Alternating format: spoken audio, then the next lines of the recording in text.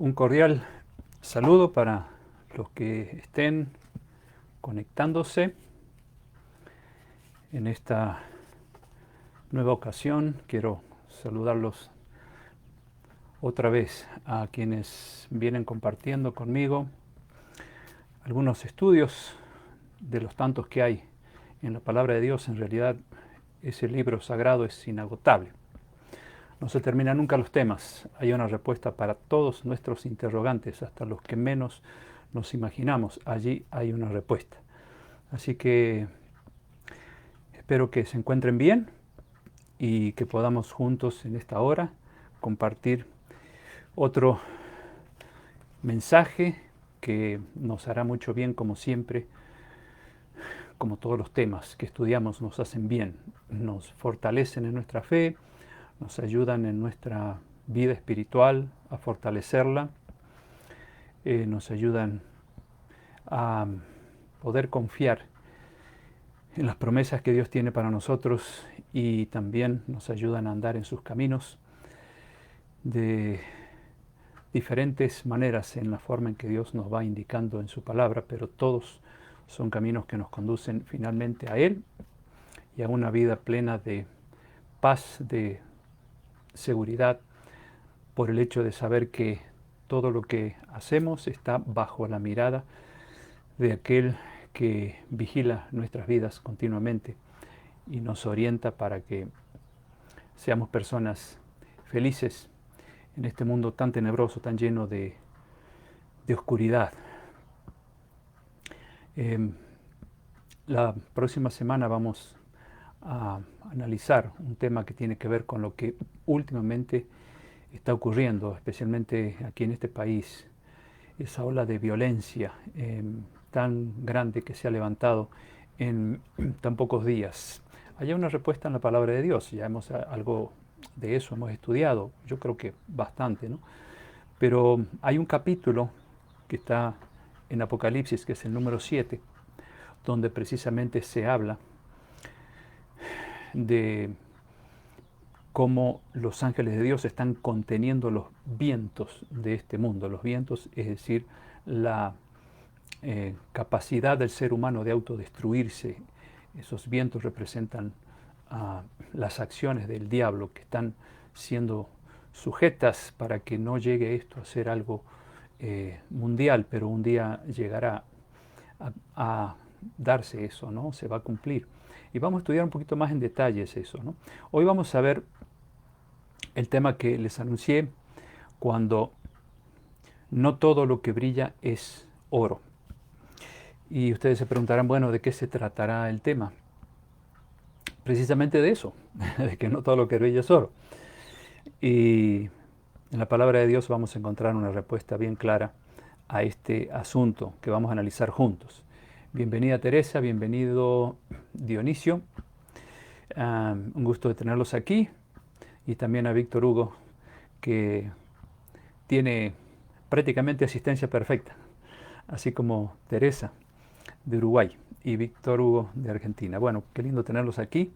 Así que vamos a tener una oración para que podamos leer con confianza la palabra de Dios, sabiendo que Dios habrá de darnos luz para poder entenderla. Así que vamos a hacer esta oración. Querido Padre, te damos gracias porque nuevamente nos das la bendición de encontrarnos en esta página de Facebook para seguir investigando en las Escrituras temas que nos ayudan a crecer espiritualmente y a estar con los ojos abiertos para saber cuál es tu voluntad en nuestras vidas y cómo conducirnos para caminar seguros y llegar un día a, a ese destino final que todos tenemos, que es aquel día glorioso cuando Jesús venga y poder entonces ir con Él a morar en esa patria celestial donde Él está preparando moradas para quienes lo aman.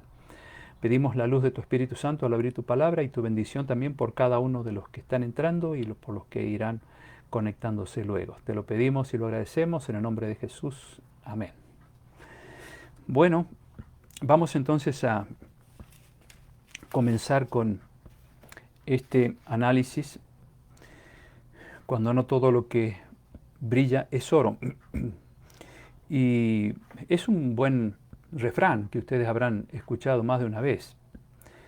Y en las cosas de Dios también tenemos que tener presente este dicho. Se aplica, y ustedes van a ver qué bien que se aplica. Hay un proverbio, bueno, vamos a leer 3 de ellos, pero el primero está en el capítulo 14, versículo 12. Ese proverbio dice que hay camino que al hombre le parece derecho, pero su fin es camino de muerte, ¿no? Y luego en el capítulo 21, versículo 2, dice, todo camino del hombre es recto en su propia opinión, pero Dios pesa los corazones. Eh, o sea, a veces en nuestra vida, especialmente en la vida espiritual, podemos creer que lo que creemos, valga la redundancia, que lo que nos han enseñado eso es así y que eso es verdad. Pero hay que recordar que lo que dice el sabio Salomón, hay camino que al hombre le parece recto, le parece bueno, pero ese camino lo lleva a la muerte. Y en el libro de Proverbios también capítulo 3, versículos 5 al 8, ahí dice, confía en Jehová de todo tu corazón y no te apoyes en tu propia prudencia, reconócelo en todos tus caminos y Él enderezará tus veredas, no seas sabio en tu propia opinión, teme a Jehová y apártate del mal, porque será medicina a tu cuerpo y refrigerio para tus huesos. Es decir, aquí nuevamente Salomón da la misma idea que en los otros 2 pasajes que hemos visto.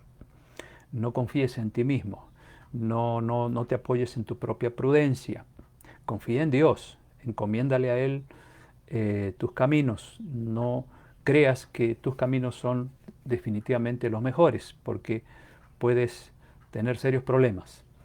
Así que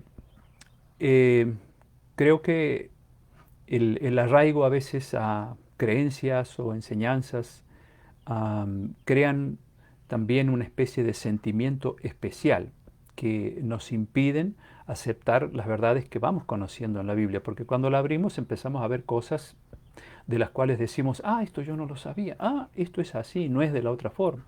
Y entonces se produce un conflicto. Hay como truenos y relámpagos en la conciencia, porque Dios me dice una cosa, pero a su vez a mí me enseñaron otra, y ahí está ese cruce de ideas, de conocimientos, y en los cuales muchas veces prevalece más el sentimiento que el razonamiento. San Pablo en el libro de Romanos capítulo 12 dice que nosotros tenemos que presentarle a Dios un culto racional, es decir, basado en la razón iluminada obviamente por el Espíritu Santo, ¿no?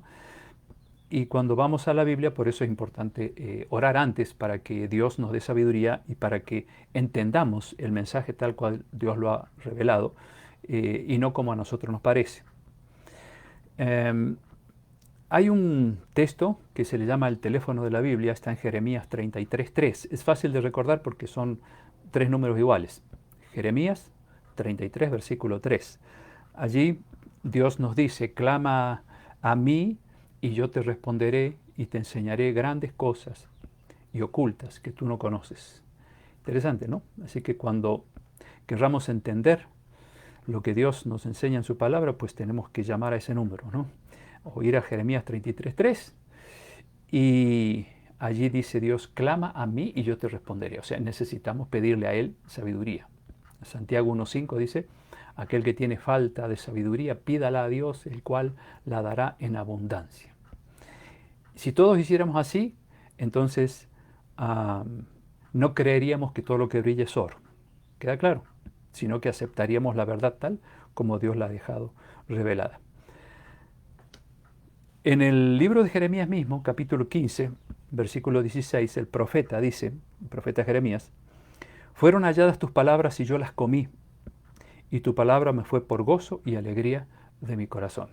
Claro, no quiere decir que en forma literal, que agarramos la Biblia y la comemos, sino que ese comer es haber ingerido a través de nuestra mente y nuestro corazón la palabra de Dios. Y Jeremías dice, cuando yo comí esa palabra, cuando yo la digerí en mi conciencia, entonces me fue por alegría en el corazón. y tu palabra me fue por gozo y alegría. Y qué lindo cuando eso se siente, ¿no?, en el corazón. Y alguien de ustedes, una amiga de muchos años, decía que qué hermoso que es poder estudiar la Biblia y qué lindo es ponerla en práctica, ¿no? Y ella y el esposo no se pierden estos temas y yo agradezco a Dios por esa buena disposición a abrir no solo la mente sino el corazón para dejar que la palabra sea, como dice aquí el profeta Jeremías, una fuente de gozo y de alegría en el corazón. Porque cuando uno estudia la Biblia de esa manera, entonces con el deseo de aprenderla, entonces hay gozo, experimentamos algo diferente en nuestra vida y después no queremos dejar de estudiarla, ¿no? Ya voy a explicar un poquito cómo es ese proceso utilizando uno de los tantos textos que vamos a leer. Recuerden que Jesús dijo, no solo de pan que vivirá el hombre, sino de toda palabra que sale de la boca de Dios. O sea, hay que comer también de la palabra de Dios para poder vivir en el sentido espiritual, ¿sí? Porque vivimos físicamente por el pan material que comemos, pero ¿cómo vivimos espiritualmente? Ahí está el problema, muchos están muertos en vida. ¿Por qué? Porque no, la vida espiritual está muerta. Entonces, claro, cuando viene un problema, se desesperan, viene la angustia, la depresión, viene la desesperación, porque no tienen a quién acudir. Pero el que hace de la palabra de Dios el pan de vida, el medio de conexión con Dios, entonces siempre encuentra una palabra de aliento, de esperanza, y esa palabra va acompañada de algo que se llama poder, ¿no? En varias partes de la Biblia dice que la palabra es poder, es decir, leo un versículo y eso va acompañado de un poder especial que me ayuda a que no solamente sea una palabra leída, sino que eso ocasione un cambio en la mente, el poder para transformar nuestras ideas y para entender cosas que nunca antes pudimos entender. Bueno, ahora hay diferentes maneras de leer la Biblia. Muchos la leen por curiosidad. A ver qué dice aquí, qué dice allá. Y como son curiosos nada más, pues no sacan provecho. Y el curioso difícilmente vaya a pedirle a Dios sabiduría para entenderla, ¿no? Entonces, pues es una lectura que no da beneficio alguno. Otros la leen para buscar en ella tantas promesas que hay ahí. Hay más de 3.700 promesas en la Biblia. Promesas alentadoras, promesas de Dios que nos dan paz. Y mucha gente busca, va a los Salmos, va a Proverbios, va al Nuevo Testamento y encuentran palabras de consuelo, de fortaleza. Y claro que es bueno hacer eso, porque están buscando algo que venga de Dios, ¿no? Y no de los hombres.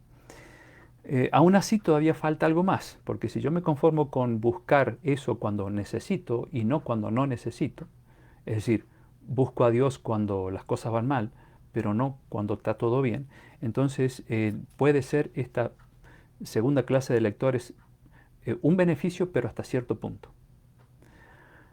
En tercer lugar están quienes la leen como si fuera un libro poético o un libro histórico. Y yo he conocido gente que me ha dicho, yo he leído desde el Génesis hasta el Apocalipsis, la Biblia, la he leído toda. Y yo le he preguntado, ¿y cómo la leyó? Bueno, porque hay mucha historia y, claro, hay historias que para mí son cuentos, ¿no? Y ahí ya entramos en un terreno medio complicado. Por ejemplo, ¿cuál? Y bueno, eso del arca de Noé, todo eso es una leyenda. Eso de Adán y Eva, del fruto prohibido.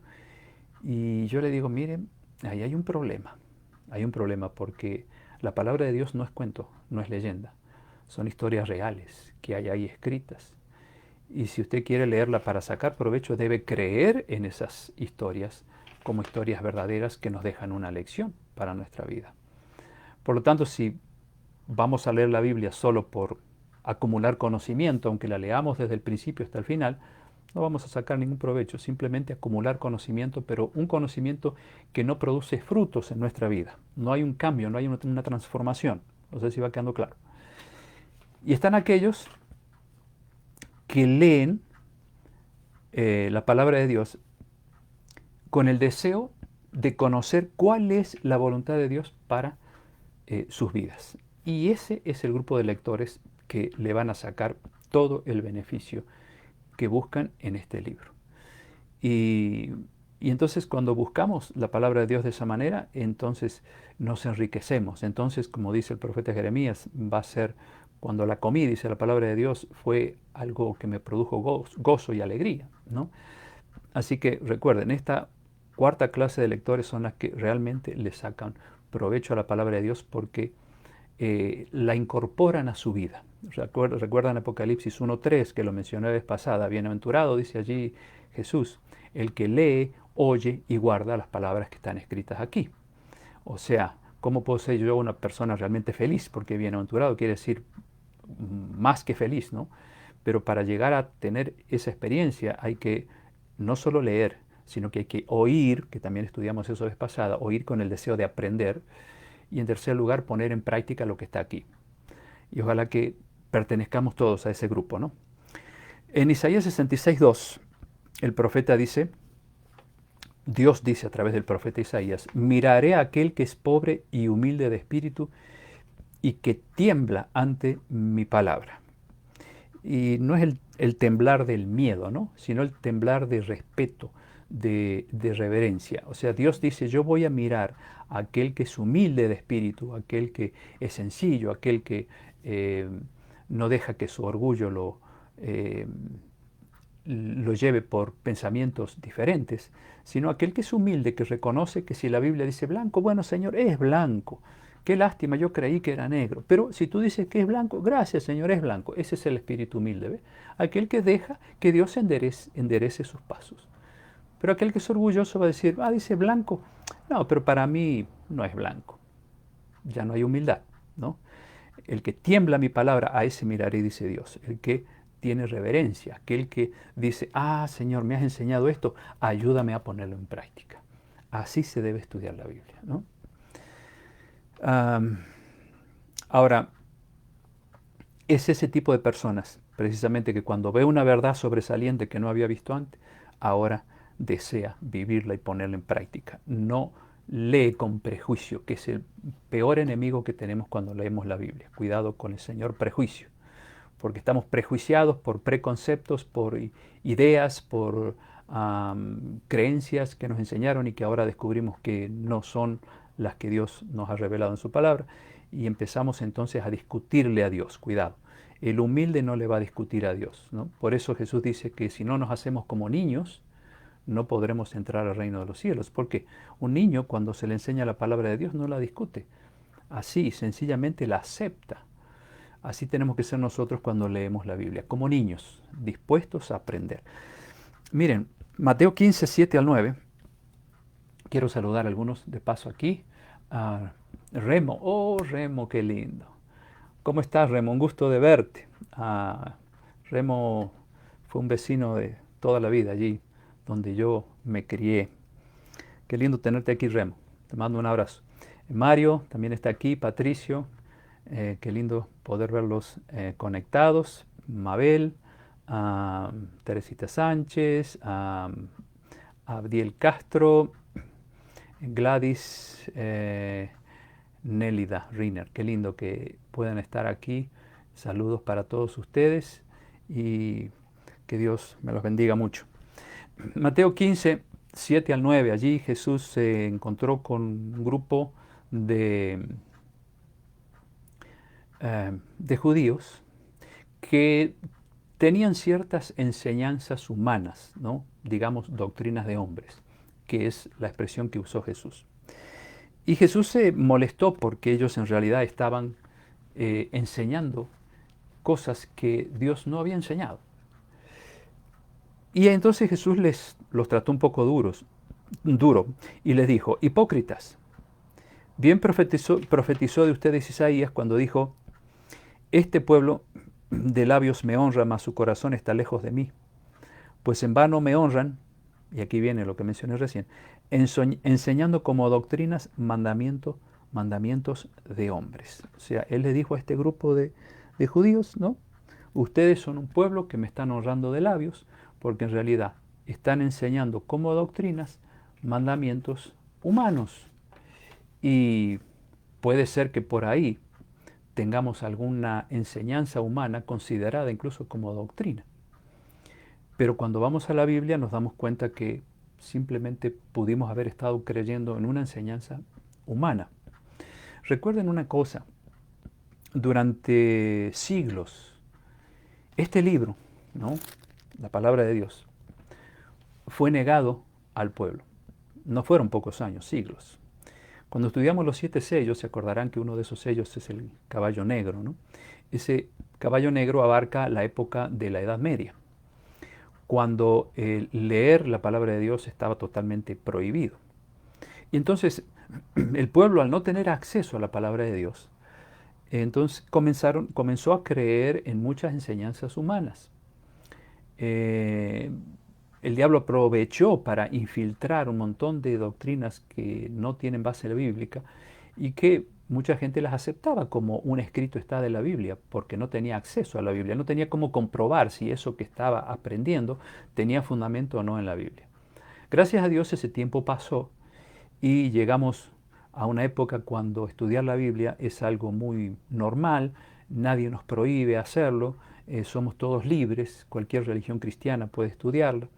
Ha habido un despertar muy grande ya desde el siglo pasado, digamos desde el 1800 en adelante hubo ya un resurgir muy grande en el estudio de la palabra de Dios, gracias al impulso que le dieron las famosas Sociedades Bíblicas Unidas, que empezaron a imprimir Biblias en grandes cantidades.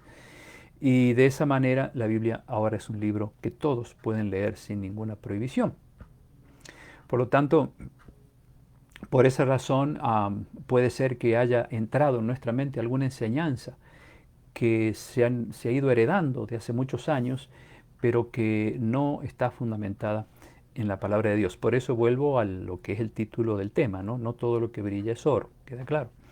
En Efesios 4:14, San Pablo dice: así que dejemos de ser como niños que cambian de creencias cada vez que alguien les dice algo diferente o logra astutamente que sus mentiras parezcan verdades. Interesante este texto, ¿no? Efesios 4:14. San Pablo dice, no seamos como niños, es decir, que cambian de creencia cada vez que alguien le dice algo diferente. Porque si bien el niño es sincero, por su sinceridad también puede ser engañado, ¿no? Y de esa manera, dice Pablo, tengamos cuidado de no creer en aquellas cosas que parecen verdades, pero que en realidad no son tales.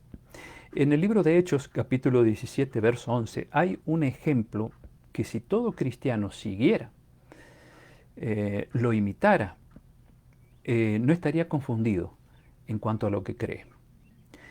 Hechos 17, 11, el Nuevo Testamento. Ahí dice: los habitantes de Berea eran más receptivos que los que vivían en Tesalónica y estuvieron dispuestos a escuchar a Pablo y a Silas, dos grandes predicadores, ¿no? San Pablo y Silas. ¿Y qué hacían estos bereanos o habitantes de Berea? Estudiaban las Escrituras todos los días en sus casas porque querían saber si era verdad lo que Pablo y Silas decían. Qué interesante. ¿Quién podría desconfiar en ese tiempo de un San Pablo, ¿no?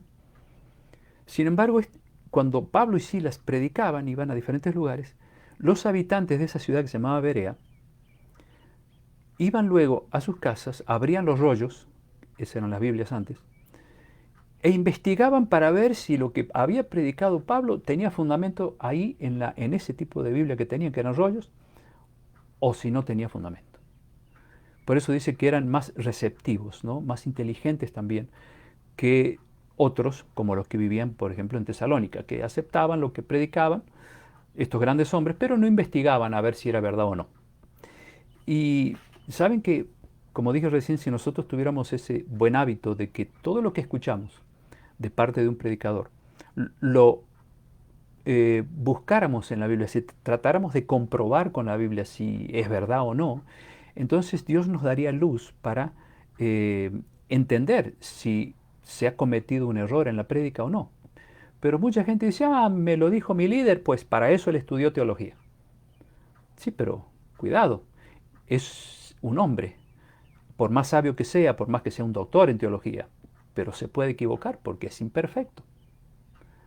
A mí me gusta, por ejemplo, cuando doy una campaña este, así de estudio de la palabra de Dios, una campaña evangelística, que la gente tenga en sus manos, siempre tenemos Biblias para prestarles en caso de que ellos no tengan, y siempre les digo, no confíen en mí, no me crean en mí. Cuando yo estoy predicando, ustedes, todo lo que yo muestro, ustedes compruébenlo con sus propios ojos, allí en la Biblia, porque no quiero que por ahí, si yo me equivoco, ustedes también se equivoquen por culpa mía. Entonces, busquen ahí en la Biblia lo que yo estoy enseñando, y es lo que estamos haciendo ahora también, por eso siempre les pido copien los textos bíblicos, para que sea la Biblia la que nos enseñe y que el ser humano tan solo sea un canal por el cual Dios transmite un mensaje. Por eso en Jeremías 17:5 allí dice, maldito el hombre que confía en el hombre, ¿no? O sea, no debemos depositar nuestra confianza plena en el ser humano, porque la ciencia de la salvación es algo muy grande. Yo siempre digo que nos pueden engañar en cualquier ciencia humana, pero que nunca nos engañen en la ciencia de la salvación. Pero ¿cuándo podemos ser engañados? Cuando no investigamos, no comprobamos, como hacían los habitantes de Berea, en sus casas para ver si lo que Pablo y Silas predicaban tenía fundamento o no. Debemos ser estudiosos, ¿no? Claro, quizá ustedes digan, bueno, pero para mí esto es nuevo de leer la Biblia, pero van a ir agarrando práctica. Y si no han perdido casi ninguno de estos temas, que ya van más de 20, desde que empecé a darlos en estos días de la semana, los martes y los viernes,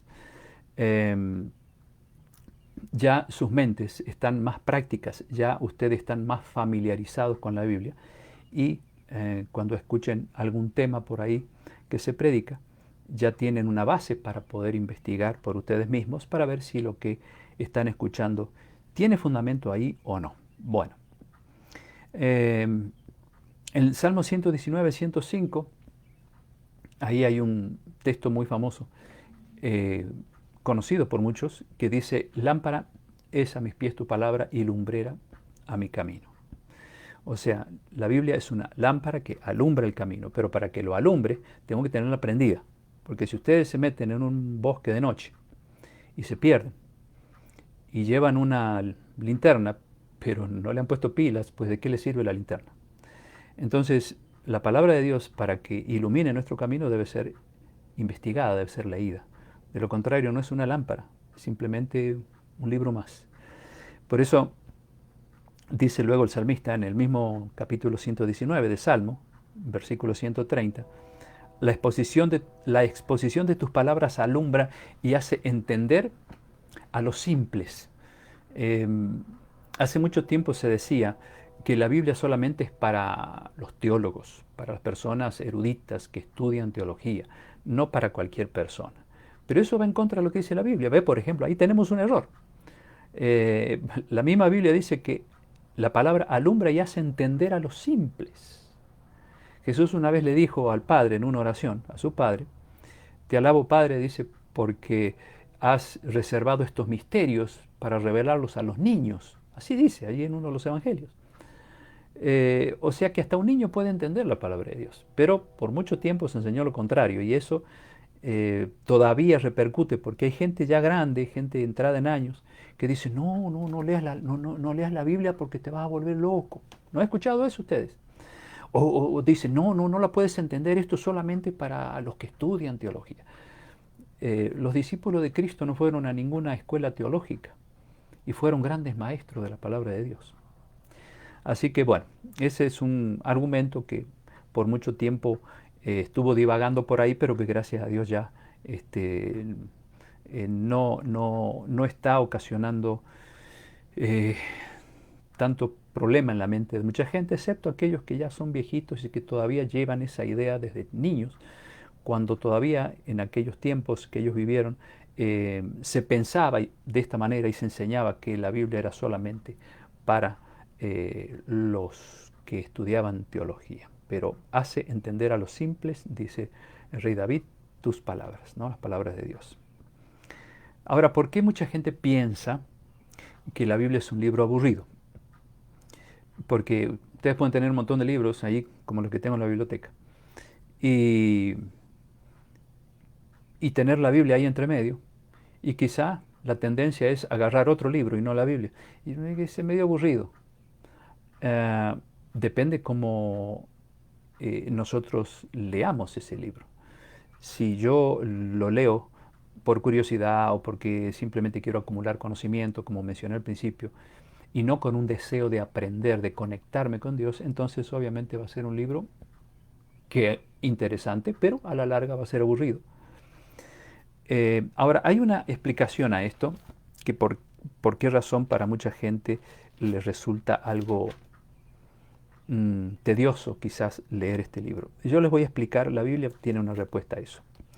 Primera de Corintios capítulo 2, versículo 13 al 16, esta es una carta de San Pablo, dice allí, eh, vamos a ir desde el 14, el hombre natural, se refiere al hombre carnal, digamos el hombre que no ha tenido contacto con la palabra de Dios, no percibe las cosas que son del Espíritu de Dios, porque para él son locura, no las puede entender, porque se han de discernir espiritualmente. Claro, por ahí se van a encontrar con enseñanza que uno dice, ¿y esto qué quiere decir? Porque hay un choque entre nuestra mentalidad carnal y la mente de Dios, que es totalmente espiritual, ¿no? Entonces hay un choque ahí y, y llega un momento que si no somos constantes en averiguar qué es lo que realmente Dios me quiere enseñar, porque recuerden lo que dije al principio en Jeremías 33:3, donde Dios dice, clama a mí que yo te enseñaré grandes cosas ocultas, es decir, que tu mente carnal no puede entender. Pero dice Dios, clama a mí y yo voy a abrir tu mente para que esas cosas espirituales las puedas entender. Y aquí dice, el hombre natural o carnal no puede entender las cosas que son del espíritu, porque se han de discernir cómo, espiritualmente, no con la mente carnal. En cambio, dice luego en el 15, el espiritual, es decir, el que tiene su capacidad espiritual desarrollada, juzga todas las cosas, pero él no es juzgado de nadie. Claro, porque el espiritual fundamenta lo que cree en la palabra de Dios. Entonces, ¿quién puede juzgar a Dios? Eso es lo que está queriendo decir Pablo allí. Es decir, si ustedes enseñan algo que está en la Biblia, nadie puede juzgarlos y decir, usted estás creyendo una locura. No, porque está escrito en la Biblia, no es cosa mía, es de Dios. ¿Queda claro? En el versículo 16 termina diciendo San Pablo, ¿quién conoció la mente del Señor? ¿Quién le va a instruir para conocer la mente del Señor? Entonces termina diciendo él, más nosotros tenemos la mente de Cristo. Miren, un Pablo que había sido un hombre perseguidor, había sido un asesino de cristianos cuando se llamaba Saulo de Tarso. Miren cómo llegó él a desarrollar su capacidad espiritual que ahora dice nosotros, incluyéndose en otros, con otros cristianos como parte de esa iglesia, a los corintios, dice, nosotros tenemos la mente de Cristo, es decir, no es que somos perfectos ni que somos igualitos a Él, sino que pensamos en forma espiritual y entendemos las cosas espirituales como Jesús las entendía. Eso es lo que Dios llega a hacer en nuestra mente cuando nosotros la estudiamos con el deseo de aprender y con oración, ¿no? Para que esas cosas ocultas que no podíamos entender ahora se hacen claras, ¿no? Se va la mente desarrollando de a poco, no es de un día para otro. Esta mente carnal con la que hemos nacido se va abriendo hacia lo espiritual en forma progresiva, ¿no? Lleva tiempo, en algunos menos, en otros más, depende el tiempo que le dediquemos y la disposición a aprender que tengamos, ¿no? Por eso hay gente que a lo mejor está años leyendo la Biblia con la buena intención de aprender, pero no crece. ¿Por qué? Porque no está haciendo de la Biblia el pan de cada día, sino que la lee cada tanto. Entonces, su mente espiritual se va a desarrollar mucho más lentamente que aquel que hace de la Biblia el pan de cada día. Bueno, y a medida que nosotros leamos, obviamente con humildad, como decíamos hace un ratito, entonces la mente se va a ir abriendo a la revelación divina. Eh, y hay quienes pues no tienen el deseo de investigar y por eso son enanos espirituales, están allí dependiendo de lo que le den otros, es decir, dependen del predicador, depende de sus líderes y eso es peligroso, porque hay gente que solo come en el sentido espiritual de la palabra de Dios cuando va a la iglesia y escucha a su líder. Eso no es suficiente. Necesita él hacer de la palabra de Dios el pan de cada día, ¿no? Y ahí es donde está el problema. Muchos llegan a creer en doctrinas erróneas por confiar en el hombre y esperar que sea ese líder el que lo alimente espiritualmente. Cuidado, ese es un grave error. Pablo dijo en 2 Timoteo 4, versículos 3 y 4 lo siguiente. Esto es una profecía. Vendrá tiempo cuando muchos no soportarán la sana doctrina, sino que habrá maestros que enseñarán conforme a sus deseos carnales. Ahí está, ¿ve? Enseñarán conforme a sus deseos carnales. Es decir, yo puedo agarrar una doctrina de la Biblia y no enseñarla como Dios quiere, sino como a mí me parece o como a mí me lo enseñaron. Eso es doctrina carnal, ¿ve? Yo tengo que estar seguro comparando un texto con el otro, texto con el contexto es lo que dice antes, lo que dice después, y con oración para ver si realmente eh, lo que estoy creyendo es una enseñanza correcta y no basada en una interpretación carnal. Y dice que estas personas que enseñarán conforme a sus deseos carnales se volverán a las fábulas, lo que le pasó a los judíos, a quienes Jesús los recriminó diciendo hipócritas, porque ustedes enseñan a doctrinas de hombres, mandamientos de hombres, ¿no? Tradiciones de hombres. Y dice luego también San Pablo en ese mismo pasaje de 2 Timoteo 4, que habrá gente que solo gustará escuchar lo que le conviene. Qué interesante esto.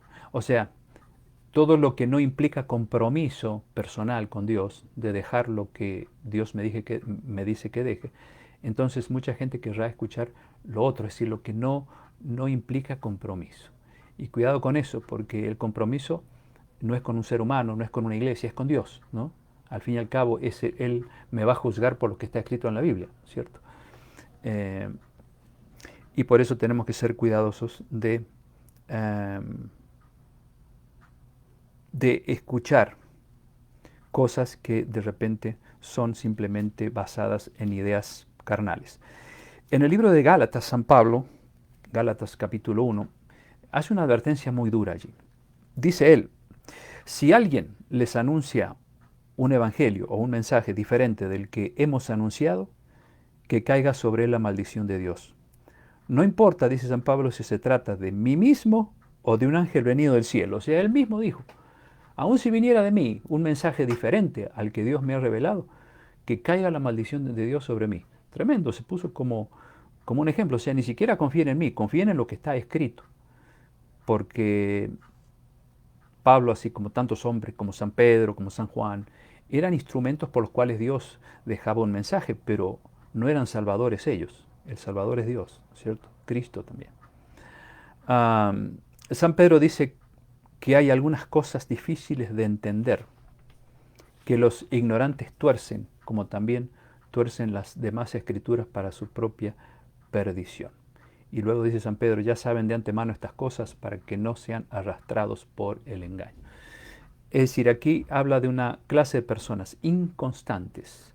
Entonces, cuando uno es inconstante porque lee la Biblia así con apresuramiento, no investiga, no analiza, entonces uno puede llegar a torcer la enseñanza de Dios y enseñarla así. Y eso es lo triste, porque si uno lo entendió de esa manera errónea, bueno, el problema es de uno. El problema está cuando uno transmite una enseñanza que en su mente la ha torcido porque ha sido inconstante, es decir, no ha sido constante y cuidadoso en la lectura de la palabra de Dios. Bueno, Apocalipsis 22, los últimos versículos de la Biblia, tienen una advertencia muy clara ahí. Y así termina la Biblia, ¿no? Capítulo 22, versículo 18. Ya está hablando Jesús acá. Yo testifico a todo aquel que oye las palabras de la profecía de este libro, o sea, de las enseñanzas de la Biblia. Si alguno añadiere a estas cosas, Dios traerá sobre él las plagas que están escritas en este libro, porque antes de la venida de Cristo van a caer esas famosas 7 plagas, ¿no? Bueno, dice que si alguno añade a las cosas que están escritas en este libro, Dios lo va a castigar con las plagas que están escritas aquí. Y dice el 19, y si alguno quitare de las palabras del libro de esta profecía, Dios quitará su parte del libro de la vida y de la santa ciudad, es decir, la nueva Jerusalén donde está Dios, y las cosas escritas en este libro. O sea, hay una advertencia a no añadir nada a lo que está aquí, ni quitarle nada a la palabra de Dios. Porque el que quita o agrega, pues ahí está la advertencia, le va a ir bastante mal. Por eso tenemos que ser cuidadosos cuando leemos algo y no lo entendemos, no apresurarnos a ya concluir que esto es así como yo lo creo, sino que hay que orar, orar y pedirle a Dios sabiduría y Él nos va a llevar de un lado a otro para poder entender esa enseñanza. Quiero leerles algunas citas antes de llegar al final de este estudio. Y Juan Calvino, un famoso reformador, dijo lo siguiente: un pueblo que no estudia la Biblia confunde una herejía con la voz de Dios. Interesante, ¿no? Pero ¿quiénes confunden la voz de Dios? ¿O quiénes confunden una herejía con la voz de Dios? Un pueblo que no estudia la Biblia. Alguien dijo también: el error no se convierte en verdad porque la mayoría lo admita. Y la verdad no tiene que degenerar en error tan solo porque un pequeño número lo acepte. Qué interesante esto. Dice aquí que no porque el error lo admite la mayoría, eso es verdad. Eso, en otras palabras, es lo que quiere decir aquí. La verdad no tiene que degenerar en error tan solo porque un pequeño número lo acepte. Piensen en el tiempo de Jesús. Eran minoría los verdaderos cristianos. Y esa minoría predicaba la verdad. La mayoría no predicaba la verdad, predicaba el error. Creía en doctrinas extrañas. Estaban los paganos y había muchas otras sectas religiosas que enseñaban diferente. Y eso sigue siendo así hasta el día de hoy. Después dice otro dicho más cortito: el que come Biblia no come cuento. Interesante, ¿no? El que come Biblia, es decir, que se alimenta de la palabra de Dios, nunca va a caer en la creencia de un cuento, de una fábula, ¿no? De una doctrina que no tiene fundamento. Y otra cita, que yo la mencioné no hace mucho, dice: una mentira repetida 1000 veces se convierte en una verdad. Y saben que el diablo lo que quiere es eso. A veces hace que muchas personas, por no estar bien informadas, prediquen cosas que son erróneas, que son mentiras, que parecieran ser verdades. Cuidado, porque hay cosas que se parecen pero no son. Por eso ahí va el dicho del tema, ¿no? No todo lo que brilla es oro. Cuidado, hay que ver cuándo es oro y cuándo no es oro. Y hay doctrinas humanas que se parecen a lo que dice Dios, pero no son verdades. Entonces, por eso tantas veces se puede repetir un error que a la larga se convierte en verdad. Y tal es así que hay personas que les cuesta muchísimo sacarse ese error de la cabeza porque tiene tan asimilado ese error que para él es verdad, no puede ser error. ¿Queda claro? Entonces, tengamos cuidado porque podemos caer en ese problema. En la segunda carta a los Corintios, capítulo 4, versos 3 y 4, San Pablo, hablando de los que no aceptan las verdades de Dios, él dice lo siguiente: como ellos no creen, entonces el Dios de este siglo, es decir, el Dios de este mundo, o sea, el diablo, los ha hecho ciegos de entendimiento para que no vean la brillante luz del Evangelio de Cristo. Claro, porque el diablo no duerme. Recuerdo en una ocasión estaba dando un curso de Apocalipsis, eso fue en Catamarca. Los que son de Argentina conocen bien ese lugar, o es una provincia que está hacia el oeste. Y llegó una joven universitaria allí al templo para escuchar las profecías del Apocalipsis. Y en la segunda noche yo hablé de las estrategias que tiene el diablo para desanimarnos y para que no conozcamos la palabra de Dios. Y yo le dije: miren, yo no soy profeta, pero sí puedo decirles algo que la Biblia ya lo dice.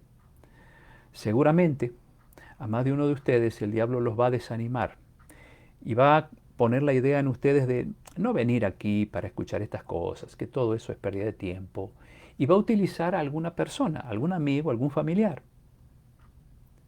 Y la tercera noche, cuando llegó esta joven a la salida, yo iba siempre hasta el atrio y saludaba a toda la gente, me dice: ¿sabe qué? Lo que usted dijo anoche se cumplió en mi vida, me dice. Me dice, ¿no? Oh, sí, ¿qué te pasó? Sí, un amigo me dijo: no vayas a escuchar esas tonterías, te van a llenar la cabeza con cosas que no son verdaderas, te van a, bueno, tanta cosa me dijo. Y sabe que, como usted dijo anoche, que el diablo iba a utilizar a alguna persona, entonces yo no le hice caso y vine otra vez esta noche. Y siguió viniendo todas las noches siguientes. Pero así pasa, así pasa. Más de uno por ahí les va a decir, ah, ya te has metido ahí con los bíblicos, ¿no? Con estos que andan enseñando la palabra de Dios y diciendo disparates. Bueno, recuerden que la ignorancia puede llevar a mucha gente a decir esas cosas, pero por ignorancia no tenemos que enojarnos con ellos, porque, pues, como dice Santiago 4:17, allí dice que el pecado está en aquel que sabe hacer lo bueno y no lo hace, y el ignorante no sabe, por lo tanto no está pecando. Pero está siendo un instrumento del enemigo de Dios para desanimarnos a fin de que no sigamos estudiando la Biblia. Entonces, por eso aquí San Pablo dice que el Dios de este siglo ciega la mente del incrédulo, es decir, de aquel que finalmente se deja llevar por otros para no investigar este hermoso libro, ¿no es cierto? Y de esa manera, pues, al cegar la mente no puedo entender la palabra de Dios. Es como la semilla que habíamos estudiado el otro día, no sé, la semilla que cae a la orilla del camino, bien las aves de los cielos se la comen. Y bueno, eso representa el diablo utilizando a personas para que la semilla no entre en el corazón, la semilla del Evangelio. Bueno, San Juan 8, 32 y 36, allí habla Jesús de el efecto que produce el estudio de las verdades de Dios. Allí Jesús dijo, y conocerán ustedes la verdad y la verdad los hará libres, ¿eh? No esclavos, sino libres. Así que si el Hijo los libertare, del error obviamente, Jesús dice, ustedes serán verdaderamente libres. Y ese es el efecto que produce en nosotros el estudio de la palabra de Dios. Nos da libertad. Libertad de nuestra manera de pensar, porque ahora tenemos los pensamientos corregidos, puestos en su respectivo lugar. Los cablecitos ahora Dios los vuelve a soldar otra vez, porque el pecado produjo muchos cortocircuitos en el cerebro desde que nacemos, ¿no es cierto? Y llega Dios un día a través de su palabra y dice, yo voy a arreglar todos esos cablecitos que los tienes mal, te voy a sacar lo que es erróneo, te voy a poner lo que es verdadero, y acá te voy a poner esto y esto otro y esto otro, y de a poco Dios se encarga de ir arreglando nuestro cerebro de una manera maravillosa. Y eso es lo que la gente después no entiende. Dice, ¿por qué cambiaste tanto? ¿Qué te hicieron en la cabeza? Y entonces el buen cristiano dice, bueno, nadie me hizo nada, es el Espíritu Santo a través de la palabra de Dios que fue colocando los pensamientos en el lugar correcto. No soy perfecto, pero ahora vivo de una manera mucho más sabia que antes. Ahora sé cómo conducirme en mi vida porque tengo un Dios que me va guiando a través de su palabra. Y yo a su vez le hablo a Él a través de la oración y Él me habla a mí a través de este libro. ¿Cómo entonces habríamos nosotros de vivir extraviados en esta vida? Por eso Jesús dice, la verdad los hará libres, ¿no? Dice un dicho, que la palabra de Dios sea tu pan de cada día y no un pastel para ocasiones especiales. Así que sea el pan de cada día, no para no un pastel para ocasiones especiales. Y termino relatando así resumidamente porque no quiero cansarlos. En Lucas capítulo 6, 46 al 49, se los dejo de tarea para que ustedes lo lean después, Lucas 6, 46 al 49. Allí Jesús hace una comparación entre los que oyen la palabra de Dios y la guardan y entre los que la oyen y no la guardan. Entonces Él dice que los que oyen la palabra de Dios y la guardan, la atesoran en sus vidas, entonces los compara con aquel que construye una casa sobre la roca firme. Entonces vienen los vientos, viene un tornado quizá, y esa casa no cae. ¿Por qué? Porque está allí cimentada en la roca, y la roca representa a Cristo. Dice, entonces Jesús dice, comparo a esas personas con alguien que vive en una casa que está colocada sobre la roca firme. No hay quien la pueda derribar. Pero aquel que oye mis palabras, dice Jesús, y no las pone en práctica, es como aquel hombre que construye una linda casa, fuerte incluso, pero sobre la arena. Entonces cuando vienen los vientos fuertes, vienen las lluvias fuertes, esa arena comienza a aflojarse y toda esa casa se cae. Así que pues Ojalá que nuestra decisión sea construir sobre la roca, es decir, sobre Cristo, que es la roca. Construir sobre su palabra para que nuestra casa espiritual nunca se caiga. ¿Sí? Y en Juan 7, 17, y esto es una respuesta a la pregunta que muchas personas me han hecho. Pero ¿cómo saber dónde está la verdad si hay miles de religiones? Miles y miles y miles. Y cada vez surgen más. Miren, yo creo que si Dios ha dejado escrito este libro, no es para que nos extraviemos y nos confundamos, sino para que andemos en los caminos de la verdad. Allí está la respuesta y la da Jesús a esa pregunta que muchas veces me suelen hacer. Dice Jesús, el que quiera hacer la voluntad de Dios, sabrá si es de Dios lo que enseño o si yo hablo por mi propia cuenta. O sea, cuando hay el deseo en el corazón de una persona de andar en los caminos verdaderos de Dios, Dios se va a encargar de llevarlo por el camino verdadero. El problema está que mucha gente no tiene una constancia de investigar, no estudian, no analizan, solo se quedan con lo que le han predicado, lo que mencionamos al principio, y por eso terminan creyendo cualquier cosa y no toda la verdad de Dios. Por eso en San Juan capítulo 16, versículo 8, allí dice Jesús que al partir era al cielo, Él le iba a enviar a los discípulos el Consolador, es decir, el Espíritu Santo.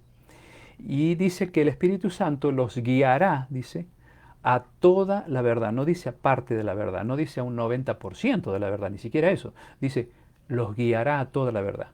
Entonces, para ser guiados a toda la verdad, debemos estudiar, como lo dijimos hace un rato en la Biblia, con humildad, con reverencia, con oración, este libro sagrado, y entonces la verdad va a ir saliendo solita. Y con humildad, obviamente, porque si no, no vamos a aceptar de buena manera o de buen gusto lo que Dios me está diciendo contrario a lo que yo estaba creyendo y pensando. ¿Sí? Así que recuerden esto, el Espíritu Santo fue enviado por Jesús después que Él se fue para convencernos de pecado, dice San Juan 16, 7 y 8, para enseñarnos el camino de Dios, para llevarnos al arrepentimiento, para darnos luz para entender lo que Jesús nos ha dejado revelado en este libro y para guiarnos a toda la verdad, no a parte de la verdad, sino a toda, ¿no? Dios no quiere que nos confundamos. Si nos confundimos es problema nuestro, pero no de Dios. Y tenemos que orar como dijo el rey David, Salmo 119, 18. 119, versículo 18. Dice David en una de sus tantas oraciones, abre mis ojos y miraré las maravillas de tu ley. Es decir, de la palabra de Dios, que es la ley de Dios en todo su esplendor, ¿no? Así que abre mis ojos, o sea, pedirle a Dios sabiduría, Señor, ayúdame a entender este libro para que no me confunda, para que yo esté seguro en lo que creo, no en enseñanzas humanas, sino enseñanzas divinas. Y Dios habrá de abrirnos nuestros ojos y nos llevará por buen camino. Así que recordemos, queridos amigos, no todo lo que brilla, ¿qué? Es oro. Algunas cosas parecieran ser oro, pero no lo son. Y más en este tiempo de tanta confusión, ¿no? Pero la promesa de Dios es clara. Dios nos va a guiar a toda la verdad si somos sinceros de corazón. Bueno, espero que les haya gustado este tema. Quisiera saludar a algunos más que han estado entrando. Nora, mi querida amiga, y Daniel, su esposo. Queriendo que estén aquí nuevamente. Zoila, Ana Romero también está aquí. Hay un pedido de oración. Mi esposa les manda muchos saludos. Ella no puede tomar los pedidos ahora. Está agradecida por sus oraciones, por su recuperación después de la operación que ya tuvo hace más de una semana de su cadera. Está mejorando bien, gracias a Dios. Así que les agradece y les manda muchos saludos. Entonces yo voy a tomar nota de algunos pedidos de oración. Ana está pidiendo oración por su país, El Salvador. De ahí es Ana, interesante. Teresita Figueroa agradece las oraciones por su esposo. Vamos a orar por el esposo de Teresita. Por esposo. Voy a tratar de anotar rapidito ya que no tengo la secretaria. Espero que no se me escape nada. Dana está saludando. Hola. Gustavo. Gustavo Peironel. Por sus hijas. Y también, bueno, por estos tiempos de cuarentena, ¿no? Vamos a orar por ellos también. No sé si hay algún otro pedido. Aquí Teresita Sánchez eh, está pidiendo por salud de su prima Alicia. Vamos a orar entonces por la prima de Teresita. Gustavo saluda, abrazo también para ti, Gustavo. Y pues a ver si tengo algún otro pedido. Gracias, saludo Mabel, por tu saludo. A ver quién más. Santiago, bueno, él es Alberto. Alberto está pidiendo, a ver si veo el pedido, un problema legal. Vamos a poner esto en manos de Dios. Dios se encarga de todos nuestros asuntos, pequeños o grandes. Y bueno, son los pedidos que alcancé a leer. Si hay alguno más, les aseguro que los vamos a tener en cuenta en nuestras oraciones personales. Yo cuando cierro el tema, reviso otra vez la lista de quienes están y si encuentro algún pedido que ustedes han puesto y yo no los vi o entraron esos pedidos después de la oración, tengan la seguridad que los vamos a tener en cuenta cuando hago mis oraciones personales. Bueno, les agradezco por el tiempo que han compartido conmigo. Espero que este tema sea de gran beneficio para todos y que aprendamos a confiar en ese Dios que nos ha dejado en este libro revelado todo lo que necesitamos saber para vivir felices aquí, conocer la verdad que nos hace libres y prepararnos así para cuando Jesús regrese, ¿sí? Vamos a orar entonces y tener en mente estos pedidos que hemos leído.